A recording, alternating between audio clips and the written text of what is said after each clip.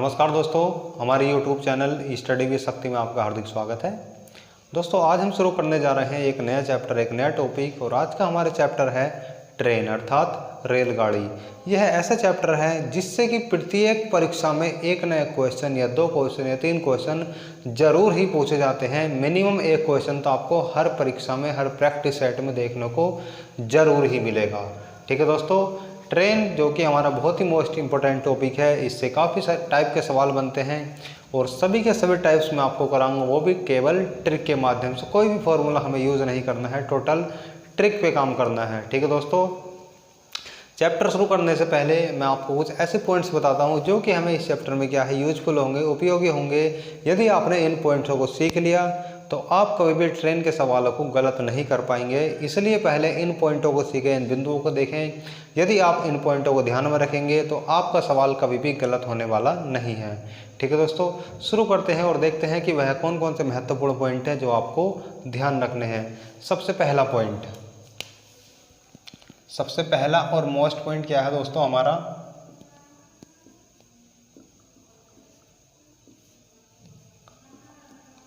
देखिए यह है हमारा समान मात्रक। समान मात्रक क्या होता है कि हम पढ़ रहे हैं चाल समय दूरी, यानी कि ये ट्रेन और नाव, धारा, गाड़ी सभी काय में आते हैं, ये चाल समय दूरी में आते हैं। हमें इसमें केवल 3 ही राशि पढ़ने को मिलेंगी, चाल, समय और दूरी। और इनमें क्या है, ये तीनों की तीनों मात्रक एक समान होने चाहिए। और एक समान कैसे होने चाहिए उसको समझते हैं। देखिए हम यहाँ पर क्या क्या पढ़ेंगे, एक समय और एक दूरी, और तीसरा क्या होगा हमारा चाल। देखिए यदि हमारा समय दिया है सेकंड में, ठीक, यदि हमारा समय सेकंड में दिया है तो दोस्तों ध्यान रखना दूरी हमेशा काय में होनी चाहिए, मीटर में। यदि दूरी मीटर में है और समय सेकंड में है तो ऑटोमेटिक ही हमारी चाल काय में हो जाएगी, मीटर प्रति सेकंड में। ठीक है, और यदि हमें समय दिया है काय में, घंटे में, यदि हमें समय घंटे में दिया है और दूरी काय में होनी चाहिए दोस्तों हमारी किलोमीटर में। यदि हमें समय दे दिया घंटे में तो हमारी दूरी काय में होनी चाहिए किलोमीटर में, तो ऑटोमेटिक चाल हमारी काय में हो जाएगी दोस्तों, किलोमीटर प्रति घंटा। ध्यान रखना, यदि आपको समय दे दिया सेकंड में तो हमें दूरी काय में बनानी पड़ेगी मीटर में, या हमें दूरी दे दी मीटर में तो हमें समय काय में बनाना पड़ेगा सेकंड में, तो ऑटोमेटिक हमारी चाल काय में हो जाएगी मीटर पर सेकंड में। ठीक इसी तरह यदि हमें दे दिया समय घंटे में तो हम दूरी को किस में बनाएंगे, किलोमीटर में।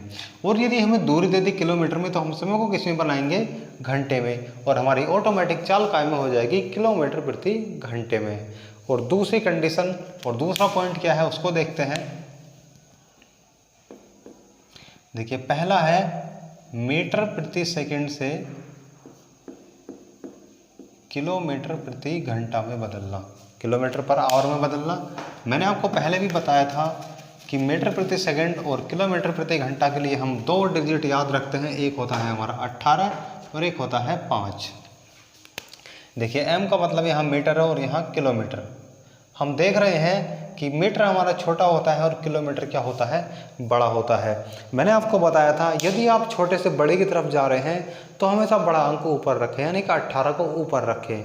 और जब 18 को ऊपर रखेंगे तो नीचे क्या हो जाएगा, हमारा छोटा अंक हो जाएगा, क्या, 5 हो जाएगा। देखिए यदि आप जा रहे हैं मीटर प्रति सेकंड से किलोमीटर प्रति घंटा में तो आप किससे गुणा करेंगे दोस्तों, 18/5 से, क्योंकि आप छोटे से बड़े की तरफ जा रहे हैं तो बड़ा अंक हमारा ऊपर होना चाहिए। तीसरा पॉइंट, यदि आप जा रहे हैं किलोमीटर प्रति घंटा से मीटर प्रति सेकंड, यदि आप किलोमीटर प्रति घंटा से मीटर प्रति सेकंड की तरफ जा रहे हैं तो आप बड़े से छोटे की तरफ जा रहे हैं, तो इसलिए छोटा अंक क्या है हमारा, ऊपर होना चाहिए। यानी कि आप किससे गुणा करेंगे, 5/18 से। ठीक है दोस्तों, ये हो गए हमारे 3 मोस्ट इंपॉर्टेंट पॉइंट। चौथा पॉइंट देखिए, अब क्या होता है कि ट्रेन, आपने देखा होगा क्वेश्चंस में आप पढ़ते हैं कि ट्रेन क्या होता है, किसी व्यक्ति को पार कर लेती है, किसी पोल को पार कर लेती है, किसी खंभे को पार कर लेती है, किसी रेड लाइट को पार कर लेती है, किसी पुल को पार कर लेती है, किसी सुरंग को पार कर लेती है, या अपनी ही लंबाई की ट्रेन को पार कर लेती है, या प्लेटफॉर्म को पार कर लेती है। तो इन स्थितियों में कैसे उनको हम देखते हैं कैसे उनको हम लिखेंगे और कब दूरी बढ़ाएंगे कब घटाएंगे उसको देखते हैं। देखिए पहली कंडीशन कि क्या है, जब हमारी ट्रेन किसी आदमी को यानी कि किसी मैन, वुमेन भी हो सकती है, आदमी हो या पोल हो या लाइट हो या क्या हो, खंबा हो, कहीं पर खंबा लिखा मिल जाता है और कहीं पर पोल, पोल को ही हिंदी में खंबा बोलते हैं। ठीक है दोस्तों, याद रखना यदि ट्रेन हमारी किसी आदमी को पार कर रही है, पोल को पार कर रही है, किसी रेड लाइट को पार कर रही है या खंबे को पार कर रही है, तो हमेशा याद रखेंगे कि इन सभी को पार करने में वह जो दूरी तय करती है वह उसकी खुद की लंबाई होती है। यानी कि यदि कोई ट्रेन किसी आदमी को, किसी लाइट को, किसी खंबे को, किसी पोल को पार कर रही है तो वह कितनी दूरी तय करेगी, वह खुद की लंबाई के बराबर दूरी तय करेगी। देखिए जैसे मान लीजिए यह हमारा खंबा खड़ा है और ये हमारी ट्रेन यहाँ से जा रही है और इस ट्रेन की लंबाई है हमारी 100 मीटर। ठीक है दोस्तों, अब देखिए ये ट्रेन क्या है, हमारी खंबे की दिशा में जा रही है, इधर हमारा खंबा खड़ा हुआ है। तो जैसे मान लीजिए जैसे कि ये इंजन है, मान लीजिए हमारे इंजन ने क्या है ट्रेन को पार कर लिया, इंजन हमारे यहाँ पर आ गया, बाकी ट्रेन क्या है हमारी पीछे रह गई। तो अब आप देख सकते हैं क्या ट्रेन ने पूरे खंबे को पार कर लिया? नहीं किया ना। जब तक ट्रेन का पिछला डिब्बा खंबे को पार नहीं कर लेगा तब तक हम नहीं कहेंगे कि हाँ ट्रेन ने खंबे को पार कर लिया है। यदि ट्रेन का लास्ट डिब्बा भी इस खंबे को पार कर लेगा, जब हमारी ट्रेन कहाँ पर पहुँच जाएगी दोस्तों, जब हमारी ट्रेन यहाँ पर पहुँच जाएगी, तो अब हम कह सकते हैं कि हमारी ट्रेन ने क्या है खंबे को पार कर लिया है। और इस खंबे को पार करने में ट्रेन को कितनी दूरी तय करनी पड़ी दोस्तों, अपनी खुद की लंबाई के बराबर। कितनी? 100 मीटर। देखिए यहाँ से इसने चलना शुरू किया और यहाँ पर चलते चलते 100 मीटर पूरे डिस्टेंस कवर करके यहाँ आ गई। खंबे से 100 मीटर पहले लेफ्ट में थी, अब 100 मीटर कहाँ पहुँच गई? राइट में। अब आप समझ पा रहे होंगे कि यदि कोई भी ट्रेन किसी आदमी को या किसी खंबे को, किसी पोल को, किसी लाइट को पार करती है तो उसकी जो हम दूरी लिखेंगे कि वह कितनी दूरी तय करेगी, तो वह खुद की लंबाई के बराबर दूरी तय करती है। याद रखना, यदि कोई ट्रेन आदमी, पोल या लाइट या खंबे को पार करेगी तो जो हम दूरी लिखेंगे दोस्तों, दूरी बराबर क्या होगा हमारा? ट्रेन की लंबाई।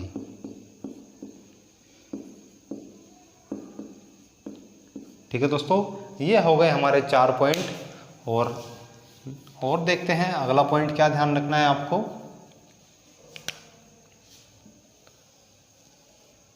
देखिए 5वां पॉइंट, यदि ट्रेन को या प्लेटफॉर्म को या किसी ब्रिज को, पुल को या किसी सुरंग को, यदि इन चीज़ों में से किसी को पार करे तो, यदि कोई भी ट्रेन किसी ट्रेन को, किसी प्लेटफॉर्म को, किसी पुल को या किसी सुरंग को पार करती है, इनमें से होकर गुजरती है, तो हम उसकी दूरी क्या लिखेंगे? याद रखना दोस्तों, यदि कोई ट्रेन किसी ट्रेन को, प्लेटफॉर्म को, पुल को या सुरंग को पार करती है तो वह खुद की लंबाई के बराबर दूरी तो तय करेगी ही, साथ में उसको इन सभी की भी दूरी तय करनी होगी। जैसे मान लीजिए कोई हमारी ट्रेन है और ये ट्रेन हमारी 100 मीटर है। ठीक है दोस्तों, ये हमारी ट्रेन 100 मीटर की है और यह किसी 100 मीटर के पुल को पार कर रही है। 100 मीटर लंबा कोई पुल है, ये क्या है? ये हमारा पुल है और ये हमारी ट्रेन है। जब कोई ट्रेन किसी पुल को पार कर रही है, यानी कि हमारा कितना है? 100 मीटर लंबा है। चाहे तो आप इसको दूसरी ट्रेन मान सकते हैं, सुरंग मान सकते हैं, पुल मान सकते हैं, दोनों का मतलब ही क्या है? एक ही है। ठीक है, या तो आप यहाँ पर पुल लिख ले, प्लेटफॉर्म लिख ले, ट्रेन लिख ले, सुरंग लिख ले, सभी का मतलब एक ही है। हमने अपनी जानने के लिए, मानने के लिए क्या मान लिया? हमने यहाँ पर पुल मान लिया। दोस्तों याद रखना, यदि हमसे पूछा जाए कि इस पुल को पार करने में ट्रेन कितनी दूरी तय करेगी, तो दोस्तों इस पुल को पार करने में जो ट्रेन दूरी तय करेगी वह खुद की लंबाई के बराबर तो करेगी ही, साथ में पुल की लंबाई के बराबर भी करेगी। यानी कि दोनों का क्या हो जाएगा? योग हो जाएगा।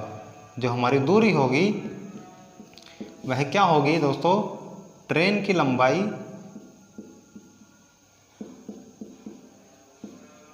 प्लस में, देखिए यदि पुल है तो पुल, ट्रेन है तो ट्रेन, सुरंग है तो सुरंग, प्लेटफॉर्म हो तो प्लेटफॉर्म, जो भी हमें दिया होगा उसकी भी लंबाई। जो ट्रेन द्वारा दूरी तय की जाएगी वह कितनी होगी, ट्रेन की खुद की भी लंबाई उसमें होगी, प्लस में पुल की या नहर के, प्लेटफॉर्म की, सुरंग की भी लंबाई उसमें क्या होगा, जोड़नी पड़ेगी। तभी हम कह सकते हैं कि यहाँ इतनी दूरी उसको तय करनी होगी। ठीक है दोस्तों, उम्मीद करता हूँ कि ये पॉइंट भी आपको समझ में आ गया होगा। बढ़ते हैं अगले पॉइंट की तरफ, पॉइंट नंबर 6।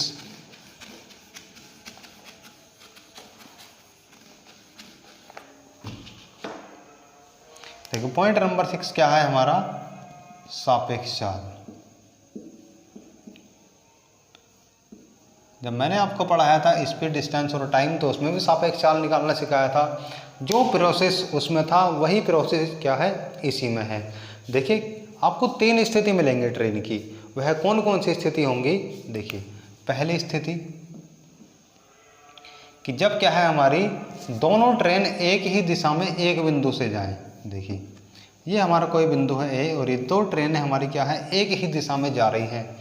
यदि हमारी ट्रेन दोनों ही, ऐसा मान लीजिए इसकी चाल x है और इसकी क्या है, y है। यदि दोनों ट्रेन किसी एक बिंदु से और एक ही दिशा में जा रही हैं, वो कोई सी भी दिशा हो सकती है। यदि 2 ट्रेनें किसी एक बिंदु से किसी एक ही दिशा में जा रही हैं, तो हमेशा इनकी चालों को क्या होता है दोस्तों, घटा दिया जाता है। दोनों की चाल क्या होंगी, आपस में घटा दी जाएंगी। जिसकी भी ज़्यादा होगी उससे कम वाली घटा दी जाएगी। तो यह क्या हो जाएगी, हमारी सापेक्ष चाल हो जाएगी। कब, जब 2 ट्रेनें एक ही बिंदु से एक ही दिशा में चले, तो तब हमारी सापेक्ष चाल क्या होगी, दोनों की चालों को हमेशा घटा दिया जाएगा। ठीक है दोस्तों, यह कंडीशन क्या कब है, जब दोनों ट्रेनें एक ही दिशा में चले। दूसरी कंडीशन क्या होगी हमारी, मान लीजिए ये कोई हमारी दूरी है, यहाँ पर ए प्लेस है, यहाँ पर बी प्लेस है, यानी कि ए स्थान और बी स्थान है। 2 ट्रेनें क्या हैं, एक दूसरे की तरफ चलना शुरू कर रही हैं। इस ट्रेन की चाल x है और इस ट्रेन की चाल y है। दोनों क्या है, कुछ दूरी पर है। मान लीजिए हमने दूरी क्या है, 1000 मीटर मान ली। तो दोनों ट्रेनें क्या है, अलग अलग दिशा में खड़ी हैं और दोनों क्या है, एक दूसरे की तरफ को जा रही हैं और कुछ दूरी पर खड़ी हुई हैं। जब 2 ट्रेनें एक ही तरफ चलती है, मतलब एक दूसरे की तरफ चलती हैं, या हम कह सकते हैं अलग अलग दिशाओं में चलती है। आप देख रहे हैं यह पश्चिम में जा रही है और ये पूर्व में, तो क्या है, दोनों की दिशाएं अलग अलग हैं या एक दूसरे की तरफ हैं। यदि 2 ट्रेनें अलग अलग दिशाओं में चलती हैं या एक दूसरे की तरफ को चलती हैं, तो उनकी सापेक्ष चाल निकालने के लिए उनकी चालों को जोड़ दिया जाता है। तो इनकी सापेक्ष चाल क्या हो जाएगी, x + y। ठीक है दोस्तों, उम्मीद करता हूँ कि ये पॉइंट भी आपको समझ में आ गया होगा। और तीसरा पॉइंट क्या है हमारा, देखिए जैसे हमने मान लिया पॉइंट ए है, एक ट्रेन चलती है हमारी पश्चिम की तरफ को और एक चलती है हमारी पूरब की तरफ को, और पश्चिम को जाने वाले ट्रेन की चाल x है और पूरब की जाने वाली ट्रेन की चाल क्या है, y है। अब देखिए यहाँ क्या था, अलग अलग बिंदु से चल रही थी, यहाँ पर क्या है, एक ही बिंदु से चल रही है, लेकिन चल तो अभी भी अलग अलग दिशाओं में रही है। देखिए इसमें भी अलग अलग दिशाओं में चल रही थी और इसमें भी अलग अलग दिशाओं में चल रही है, लेकिन एक दूसरे के विपरीत चल रही हैं। तो क्या होगा, यहाँ पर भी इनकी चालों को जोड़ दिया जाएगा, यानी कि सापेक्ष चाल जो हमारी क्या हो जाएगी, दोनों का या वो योग हो जाएगा, x + y हो जाएगा। ठीक है दोस्तों, ये यदि आपने पॉइंट सीख लिए तो आपको इस चैप्टर में बिल्कुल भी कोई भी प्रॉब्लम नहीं आने वाली है, क्योंकि ये सारा का सारा चैप्टर इन्हीं पॉइंट्सों पर डिपेंड करता है। यदि आपने इनको अच्छे से सीख लिया तो आपको इस चैप्टर में कोई भी दिक्कत, कोई भी परेशानी नहीं आने वाली है। ठीक है दोस्तों, फिर से बता देता हूँ। देखिए सबसे पहले क्या, हमारे मात्रक समान होने चाहिए। यदि समय हमारा घंटे में है तो चाल हमारी किलोमीटर प्रति घंटा में होनी चाहिए और दूरी किलोमीटर में होनी चाहिए। यदि हमारा समय सेकंड में है तो हमारी दूरी मीटर में होनी चाहिए और चाल मीटर प्रति सेकंड में होनी चाहिए। यदि ऐसा नहीं है तो हम सबसे पहले क्या करेंगे, उनको बदलेंगे, आपस में परावर्तित करेंगे, परिवर्तन लाएंगे। दूसरा, यदि हमारी चाल मीटर प्रति सेकंड में दी है और हमें बदलनी है किलोमीटर प्रति घंटा में, तो हम क्या करेंगे, 18/5 से गुणा करेंगे। और इसी का विपरीत, यदि किलोमीटर से जाएंगे मीटर प्रति सेकंड में, तो किससे गुणा करेंगे, 5/18 से। और अगला पॉइंट क्या है, यदि कोई ट्रेन किसी आदमी को, किसी पोल को, किसी लाइट को या किसी खंभे को पार करती है तो वह कितनी दूरी तय करेगी, खुद की लंबाई के बराबर, जितनी भी ट्रेन की लंबाई होगी। और अगला पॉइंट क्या है कि यदि कोई ट्रेन किसी ट्रेन को, प्लेटफॉर्म को, पुल को, सुरंग को, नहर को या ऐसी किसी भी चीज़ को पार करती है जिसकी क्या है लंबाई हो, तो वह कितनी दूरी तय करती है? खुद की लंबाई के बराबर तो दूरी तय करेगी ही, साथ में उस वस्तु की लंबाई भी तय करेगी। और लास्ट पॉइंट आता है हमारा सापेक्ष चाल की। सापेक्ष चाल ट्रेनों की किस प्रकार निकालते हैं? यदि दो ट्रेनें एक ही दिशा में जा रही हैं तो उनकी चालों को आपस में घटा दिया जाता है, वह क्या होती है? हमारी सापेक्ष चाल होती है। यदि दो ट्रेनें विपरीत दिशा में जा रही हैं या एक दूसरे से दूर जा रही हैं, अलग अलग दिशाओं में जा रही हैं, तो उनके सापेक्ष चाल निकालने के लिए हम क्या करते हैं? जोड़ देते हैं। दोनों ही कंडीशन हमारी जब अलग अलग बिंदु से चले या एक ही बिंदु से चले, दोनों ही स्थिति में क्या करेंगे? हम दोनों की चालों को जोड़ देंगे। ठीक है दोस्तों, अब बढ़ते हैं हम अपने क्वेश्चन की तरफ। शुरुआत करेंगे बिल्कुल बेसिक लेवल से, बिल्कुल जीरो लेवल क्वेश्चन से, और धीरे धीरे क्या है क्वेश्चनों को लेवल हाई करते चले जाएंगे। ठीक है दोस्तों, देखते हैं क्वेश्चन नंबर 1 क्या कहता है हमारा।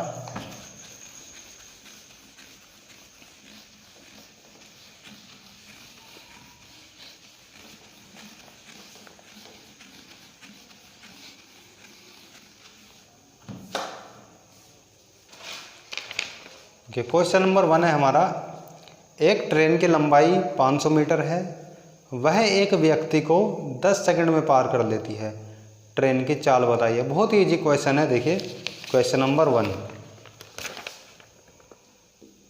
क्वेश्चन नंबर 1 क्या दिया है हमारा? एक ट्रेन की लंबाई 500 मीटर है।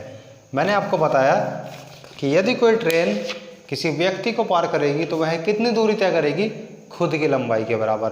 तो यहाँ पर 500 मीटर क्या है? ट्रेन की लंबाई है, तो यह क्या हो गया दोस्तों? यह हो गई दूरी। देखिए ये हो गई हमारी दूरी, और दूरी कितनी दी है? मतलब डिस्टेंस 500 मीटर। और आगे उसने कहा है एक व्यक्ति को 10 सेकंड में पार कर लेती है, यानी कि समय टी फॉर टाइम कितना दिया है? 10 सेकंड। तो हमें क्या बताना है? यहाँ से चाल बतानी है, स्पीड बतानी है। और हम जानते हैं चाल बराबर क्या होता है दोस्तों? दूरी बटे समय। ठीक है, दूरी कितनी है हमारी? 500, और समय कितना है? 10 सेकंड। 1 0 से 1 0 कट जाए, कितना आ गया? 50। एस बराबर कितना आ गया? 50। अब देखिए दूरी हमारी मीटर में है और समय सेकंड में है, तो चाल किस में आएगी? मीटर प्रति सेकंड। ठीक है दोस्तों, बहुत ही इजी क्वेश्चन था, आसानी से समझ में आ भी गया होगा। बढ़ते हैं अगले क्वेश्चन की तरफ। क्वेश्चन नंबर 2 क्या कहता है हमारा? एक ट्रेन की लंबाई 400 मीटर है, वह 80 मीटर प्रति सेकंड की चाल से चल रही है, बताइए वह खंबे को कितने समय में पार कर लेगी। देखिए क्या है, आपकी बार क्या है? एक खंबे को पार कर रही है, और खंबे को पार करेगी तो क्या होगा दोस्तों? वह कितनी दूरी तय करेगी? खुद की लंबाई के बराबर। और लंबाई कितनी दी है इसमें? 400 मीटर। बढ़ देखते हैं इस क्वेश्चन को कैसे करेंगे। क्वेश्चन नंबर है हमारा 2। उसने हमें दिया है दूरी, यानी कि ट्रेन की लंबाई को हम क्या करेंगे? दूरी लिखेंगे। दूरी बराबर कितनी दी है? 400 मीटर। और आगे उसने दिया है उसकी चाल। चाल यानी कि स्पीड कितनी दी है? 80 मीटर प्रति सेकंड। और हमसे क्या पूछा है उसने? समय पूछा है, टाइम पूछा है। और हम जानते हैं समय बराबर क्या होता है? दूरी बटे चाल। और दूरी कितनी है हमारी? 400, और चाल कितनी है? 80। 0 से 0 कट गया, 8 पंच 40। तो टाइम कितना आ गया दोस्तों? 5 सेकंड। तो वह ट्रेन इस खंबे को कितने सेकंड में पार कर लेगी? कितने समय में पार कर लेगी? 5 सेकंड में। देखते हैं अगला क्वेश्चन। क्वेश्चन नंबर 3 क्या कहता है? एक ट्रेन 70 मीटर प्रति सेकंड की चाल से चलकर एक व्यक्ति को 5 सेकंड में पार कर लेती है, तो ट्रेन की चाल बताइए। अब की बार क्या बताना है हमें? ट्रेन की लंबाई बताइए। हमें क्या बताना है? ट्रेन की लंबाई बतानी है। अब हमें क्या दिया है? अब की बार ट्रेन की चाल दी है और समय दिया है, तो आसानी से हम चाल निकाल सकते हैं। देखिए किस तरह से करेंगे। क्वेश्चन नंबर है हमारा 3। उसने हमें दिया है ट्रेन की चाल। चाल बराबर कितनी? 70 मीटर प्रति सेकंड। आगे उसने हमें क्या दिया है, समय। समय कितना दिया है दोस्तों, 5 सेकंड। और हमसे पूछा क्या है, ट्रेन की लंबाई, यानी कि हमें क्या निकालना है दोस्तों, दूरी।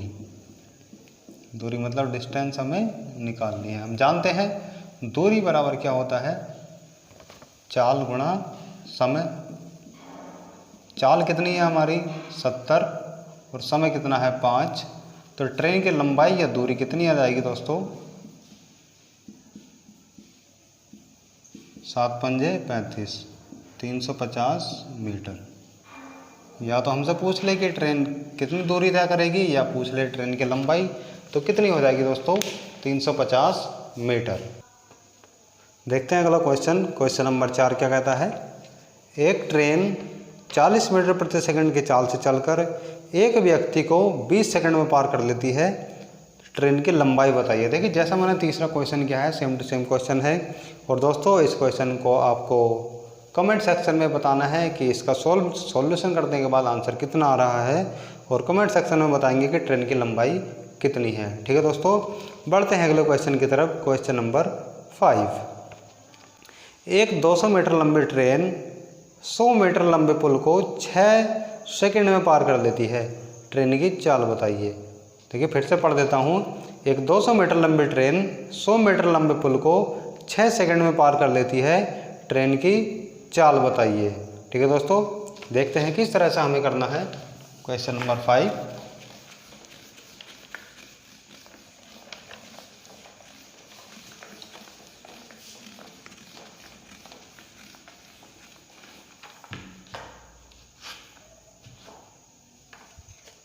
क्वेश्चन नंबर 5 में हमें क्या दिया है,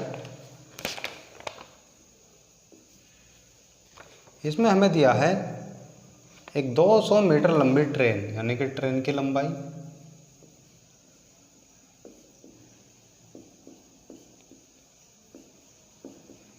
ट्रेन की लंबाई कितनी दी है, 200 मीटर।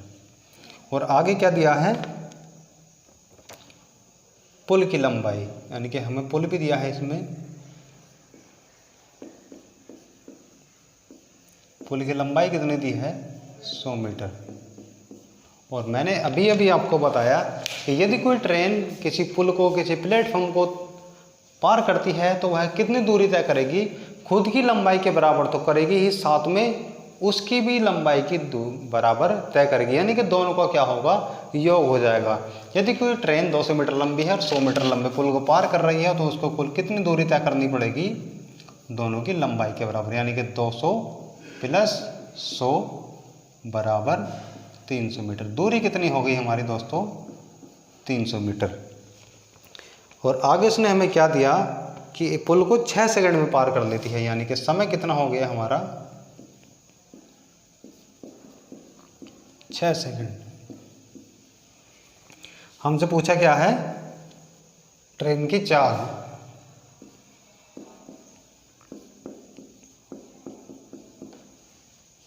हम जानते हैं चाल बराबर क्या होता है, दूरी बटे समय।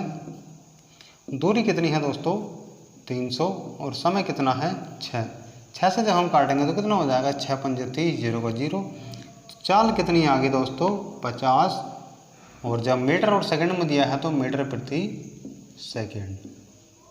ठीक है दोस्तों, उम्मीद करता हूँ कि ये क्वेश्चन समझ में आ गया होगा। कुछ नहीं था इसमें, सिर्फ आपको यही पॉइंट ध्यान रखना है कि जब कोई ट्रेन किसी प्लेटफॉर्म को, किसी पुल को पार करती है तो कुल जो दूरी तय करेगी, खुद की लंबाई प्लस पुल की या प्लेटफॉर्म की लंबाई के बराबर दूरी तय करेगी। यही आपको पॉइंट ध्यान रखना है। ऐसा नहीं है कभी आप पुल की लंबाई को छोड़ दो और ट्रेन की लंबाई 200 लिख दो तो क्वेश्चन आपका गलत हो जाएगा। यही बात आपको ध्यान रखनी है कि जब कोई ट्रेन किसी पुल को, किसी प्लेटफॉर्म को, किसी सुरंग को पार करती है तो वह कितनी दूरी तय करती है, खुद की लंबाई प्लस उस वस्तु की लंबाई जिसे वो पार कर रही है। ठीक है दोस्तों, देखते हैं अगला क्वेश्चन। क्वेश्चन नंबर 6 क्या कहता है, एक ट्रेन की चाल 30 मीटर प्रति सेकंड व लंबाई 400 मीटर है, वह 200 मीटर लंबी सुरंग को कितने समय में पार करेगी। इसी तरह का क्वेश्चन है, किस तरह से करेंगे देखते हैं। क्वेश्चन नंबर 6, उसने हमें क्या दिया है, एक ट्रेन की चाल हम लिख सकते हैं चाल। चाल बराबर कितनी दी है दोस्तों? 30 मीटर प्रति सेकंड। ये हमें दी है उसने चाल। और आगे क्या दिया है? ट्रेन की लंबाई।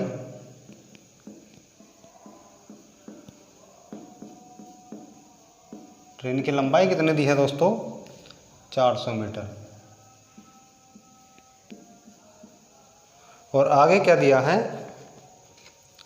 सुरंग। एक 200 मीटर लंबी सुरंग है, यानी कि सुरंग की लंबाई।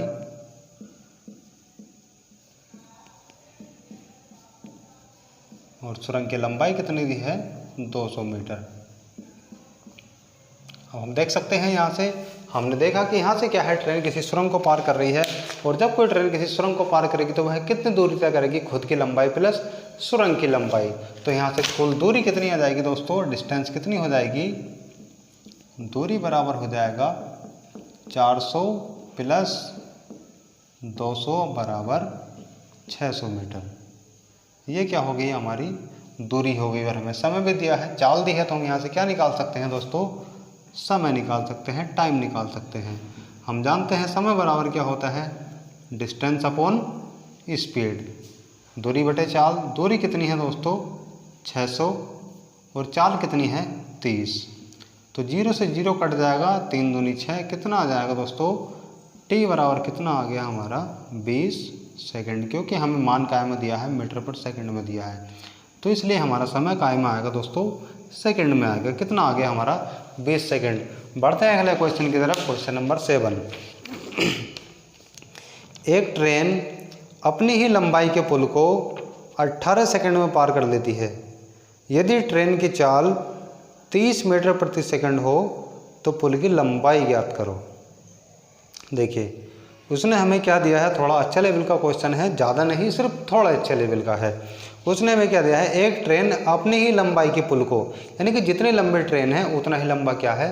पुल है। यदि ट्रेन 100 मीटर है तो पुल भी कितना है? 100 मीटर है। यदि ट्रेन हमारी x है तो पुल भी कितना है? x है। लेकिन आपको x y से कोई मतलब नहीं है, मैंने आपको पहले ही बता दिया था, हम x y का यूज नन के बराबर ही करेंगे। यदि हो सका तो एक आध क्वेश्चन में, अन्यथा बिल्कुल भी नहीं करेंगे।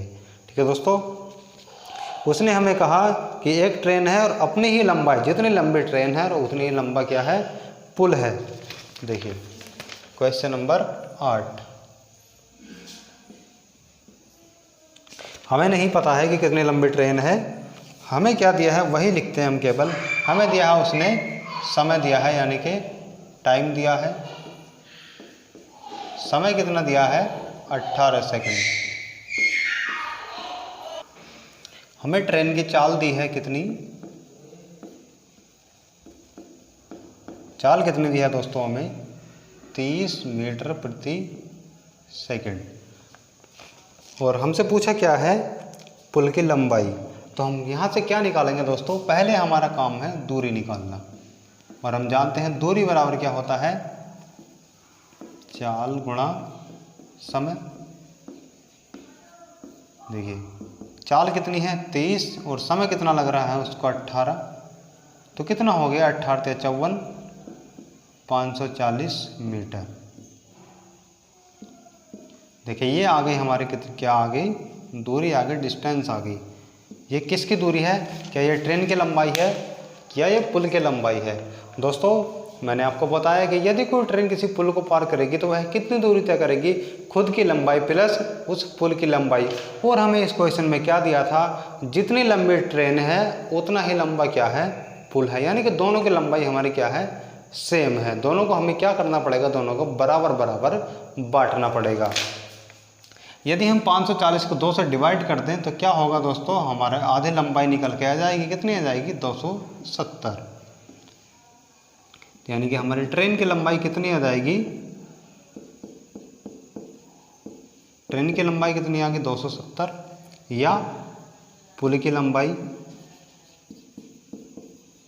पुल की लंबाई भी कितनी आ जाएगी? 270 मीटर। देखिए किस तरह से मैंने किया, इसको समझते हैं। आप ऐसा मान लीजिए, हमने क्या किया? हमने ट्रेन की लंबाई को मान लिया कि हमारी ट्रेन की लंबाई कितनी है? x। सिर्फ आपको एक्सप्लेन करने के लिए, समझाने के लिए एक्स मान रहा हूँ कि मैंने ऐसा कैसे कर दिया, क्यों इसको 2 से डिवाइड किया। देखिए मैंने मान लिया ट्रेन की लंबाई एक्स है और उसने हमसे कहा था कि पुल की लंबाई क्या है, ट्रेन की लंबाई के बराबर है। तो पुल की लंबाई भी कितनी हो जाएगी, एक्स। जब दोनों की लंबाई एक्स एक्स है तो दोनों की मिलाकर के कितनी लंबाई हो जाएगी, एक्स प्लस एक्स 2x। लेकिन दोनों की मिलाकर के लंबाई है कितनी, 540। और जब हम x का मान निकालेंगे तो 540/2 हो जाएगा। 2 से जब हम इसको काटेंगे कितना आएगा, x बराबर 270। और x हमने क्या माना है, हमारी ट्रेन की भी लंबाई यही है और पुल की लंबाई भी यही है। तो हम बता सकते हैं, चाहे तो हमसे ट्रेन की लंबाई पूछ ले या पुल की लंबाई पूछ ले, तो दोनों का आंसर क्या होगा, 270 मीटर। क्यों, क्योंकि उसने पहले ही बोल दिया था कि ट्रेन की लंबाई पुल की लंबाई के समान है। ठीक है दोस्तों, अभी तक हमारे बहुत ईजी क्वेश्चन चल रहे हैं, इसमें कोई भी ज़्यादा टाइम वेस्ट करने की ज़रूरत नहीं है। लेकिन अधिकतर ऐसे क्वेश्चन पूछे जाते हैं, उसमें जल्दबाजी में क्या करते हैं, गलत कर देते हैं। अगला क्वेश्चन देखते हैं, क्वेश्चन नंबर 8। उसने हमें दिया है, एक ट्रेन अपनी ही लंबाई के पुल को 24 सेकंड में पार कर लेती है। यदि ट्रेन की चाल 25 मीटर प्रति सेकंड हो तो ट्रेन तथा पुल की लंबाई ज्ञात करो। सेम टू सेम क्वेश्चन है जैसा कि मैंने अभी आपको कराया। क्वेश्चन नंबर कौन सा था दोस्तों, हमारा क्वेश्चन नंबर 7 था। क्वेश्चन नंबर 7 जैसा मैंने आपको कराया वही क्वेश्चन नंबर 8 है। और ये क्वेश्चन आपके लिए क्या है, होमवर्क है। आपको इस क्वेश्चन को सॉल्व करना है और सॉल्व करके मुझे बताना है कि इसमें ट्रेन की लंबाई कितनी है और पुल की लंबाई कितनी है। ठीक है दोस्तों, बढ़ते हैं अगले क्वेश्चन की तरफ। Question number 8, question number 9। Question number 9 हमारा क्या कहता है, 60 मीटर प्रति सेकंड की चाल से एक ट्रेन एक पुल को 15 सेकंड में पार कर लेती है। यदि ट्रेन व पुल की लंबाई में 2:1 का अनुपात है तो ट्रेन व पुल की लंबाई ज्ञात करो। देखिए अब की बार क्या है, क्वेश्चन उसने थोड़ा सा घुमा दिया है। अब की बार हमें क्या करना है, थोड़ी एक्स्ट्रा मेहनत करनी है। इसमें थोड़ा बस लॉजिक लगाना है कि क्या उसने दिया है और हम इसको कैसे सोल्व करें। देखिए समझते हैं। क्वेश्चन नंबर 9,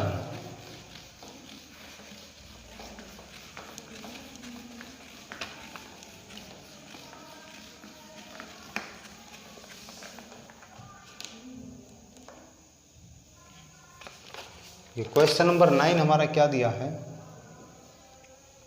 उसने हमें दिया है 60 मीटर प्रति सेकंड की एक ट्रेन है, यानी कि चाल कितनी दी है हमें, 60 मीटर प्रति सेकंड।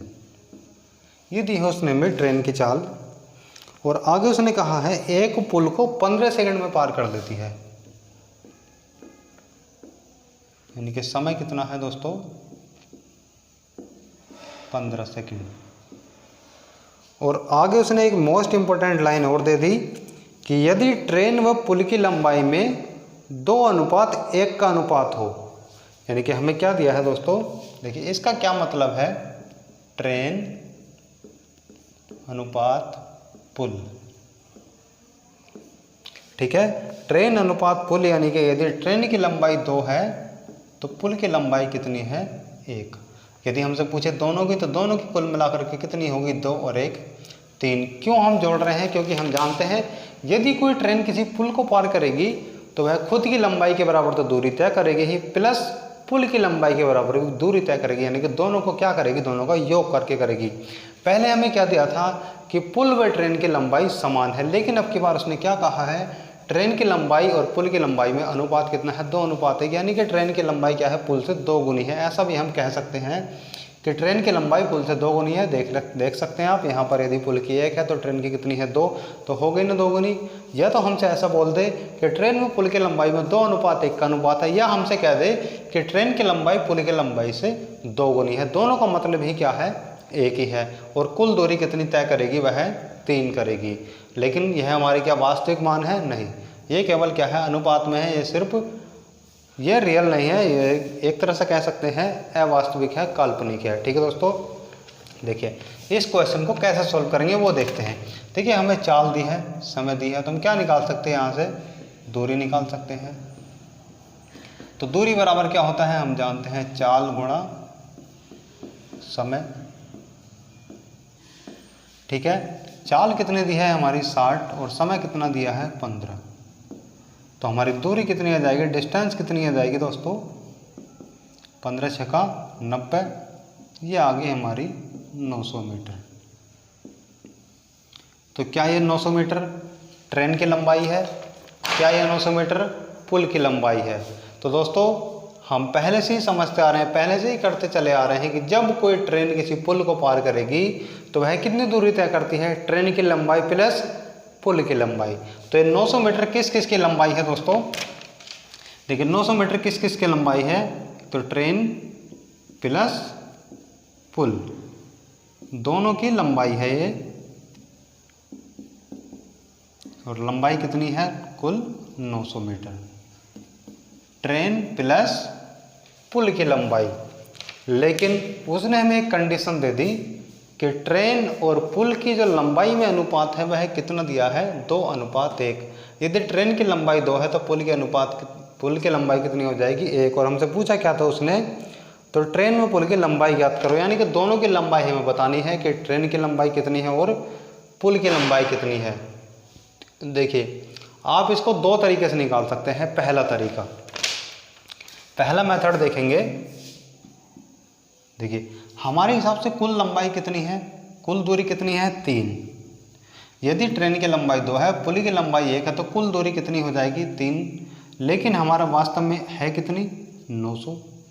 तो 1 का मान कितना आ जाएगा 3 3 9, 1 का मान कितना आ गया 300 मीटर। ठीक है, क्योंकि हमारे हिसाब से कितने हमारी टोटल दूरी है, कुल दूरी है 3, लेकिन वास्तव में है कितनी 900। तो 3 का मान 900, तो 1 का मान कितना आ जाएगा दोस्तों 300।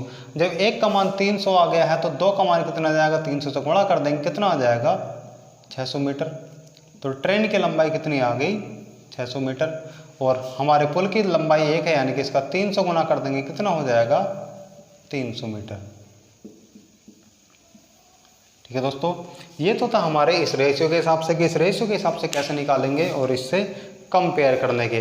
अब देखिए यदि हम ऐसे ना निकाले तो क्या करेंगे, देखिए ट्रेन की लंबाई कितनी है, दूसरा मेथड, ट्रेन की लंबाई कितनी है 2 और टोटल दूरी कितनी है 3, लेकिन वास्तव में टोटल है कितना 900।